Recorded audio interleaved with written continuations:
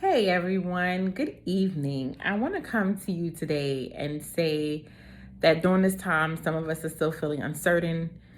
This is a weird year. I mean, can you believe it's already August? That means that we're in the second half of 2020. And 2020 happened to go by so fast. It almost seems like I'm in a twilight zone because of everything that's going on between people dying from the coronavirus and getting prepared for a new election and, people worrying about going back to schools and the education system and stimulus packages. And there's so much going on in this world today. I was happy to spend this last couple of weeks just thinking about what mattered the most to me and the people that mattered the most to me.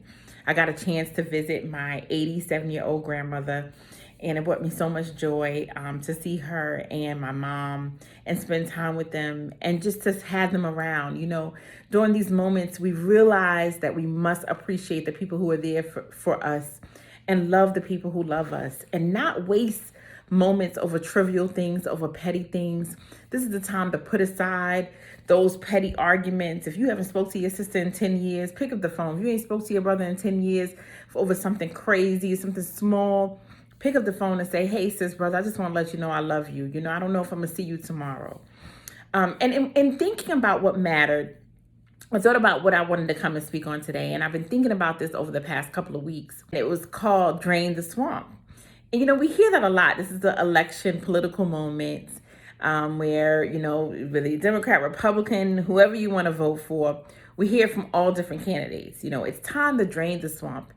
And that's basically a term that means to get rid of corruption or to fight corruption, right? Or to get rid of corruption in politics. I don't know if that actually can happen in politics, because as we know, corruption exists no matter what party it is. And corruption exists in the world. So this is the world we live in, right? Good and evil, corrupt, and those that are pure. But it got me thinking about my own life and, how I was able to drain some swamps in my own life and how I'm still draining swamps. And we often think about the big things in our life, but what are the things that corrupt you, right? What are the people that corrupt you? What are the things that take you away from your purpose and your plan for this world? What are the things that take you away from what you were supposed to be doing? What are those swamps that you need to drain? When I looked at the literal meaning of swamps, it meant actually, it was thought to derive in Washington, D.C., where there was swampland. And so what they literally had to do was actually drain the swamps, because what happened? The swamps created mosquitoes, which brought diseases, right? And so that got me to thinking. Now, I found out after doing a little more research that it didn't originate in Washington, D.C., but actually in another country. But it was just interesting nonetheless to think about how when we don't drain the swamps, how diseases can affect our life. And whether it's a disease physically, whether it's a disease mentally, emotionally, or spiritually, that we disease ourselves when we don't get rid of the things that are holding us back, when we don't choose to let go of those things that we need to let go of. And so it got me thinking too, how do we let go of these swamps in our lives? And, I teach English and I teach literature. And one of the things I teach in literature is the way you analyze things is that you got to get to the root issue of it. And so that's the thing that you have to do when you want to drain the swamp, get to the root issue of the cause. Because a lot of times we look at these surface issues, right? Why we are living these repeated cycles. Why do we still feel like that we were here yesterday and now we're here today? Why do we continue to be in financial debt and financial drain? Why do we keep on making the same mistakes? Why do we keep on picking the same kind of people? Why do we keep on ending up in these same kind of crazy relationships? Why do we feel like we're stuck in these moments? Why do we feel like we're not moving forward? Okay. And usually it's because we have not addressed the root issue of a situation. And that's so important because, as you guys know, some of you guys know, you heard my previous talks, I love to garden, right? And so I have these flowers that I plant that come up every year, and I love them.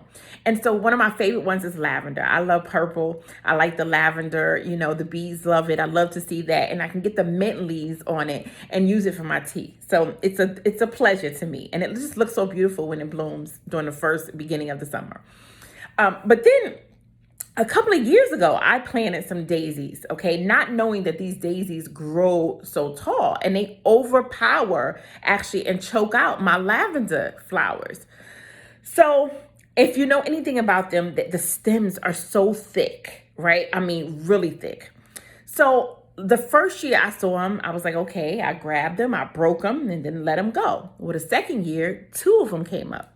Not only did they come up, but they came up thicker and they grew taller.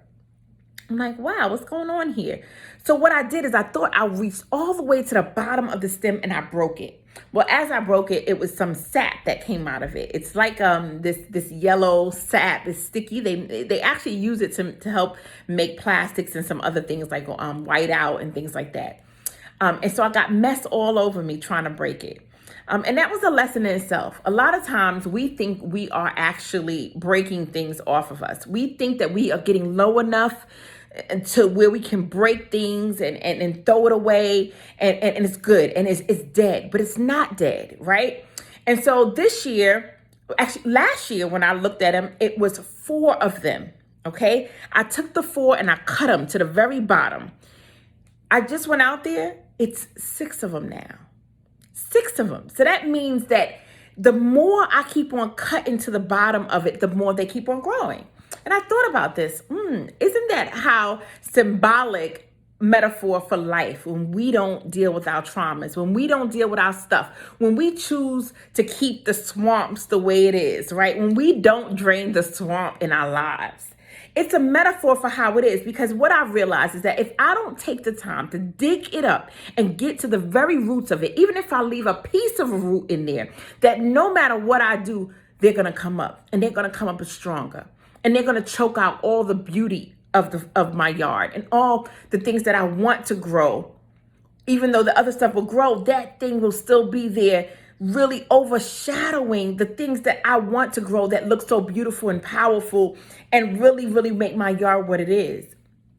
And so it has me thinking about life and what we're all going through right now. And to say that it's so important during this downtime, whether you're at home, teleworking, that you begin to think of the things that are taking root in your life. Right? And when you know what takes root in your life, and when you recognize what has taken root in your life that you don't want to be there, that you do the work, that you go and you get the tool, you dig it up from the root and you get all the pieces out. So that way, you know, it won't grow. One thing my friend told me is that, listen, when it grows, you need to put salt on there so the roots die. Right? So that way robs them of the oxygen. Right? A lot of times we think things are dead in our life, but really we're just giving it life by everything that we're doing. Right? But we need to throw salt on it and we need to rob it of the oxygen. So those things that are draining us, those things that are not meant for us, those things that are holding us back will actually die. Sometimes you do that through therapy. Sometimes you do that by getting some type of spiritual cleansing. Sometimes you're doing that, but just taking time out for yourself and meditating and really, really discerning what you need to let go of and what you need to do better, right? And times like this really has me pondering on what matters the most. What do I want to grow in my life? And what do I want to die in my life? So drain the swamp in your life. Don't let it overshadow the beauty of who you are, of where you're going. Don't let it overshadow God's purpose and plan for your life. Drain the swamp. Don't let the diseases that come from the mosquitoes, right? We often think of mosquitoes as pesty, like animals and insects. Don't let that overtake you and give you diseases that you can't recover from or that you may be hard to recover from. Take this time out and get to know you, the root of you, the real you, the true you. And when you find things in the root that you don't like, dig it up. Stay blessed. This is Chalet, author, speaker, encourager.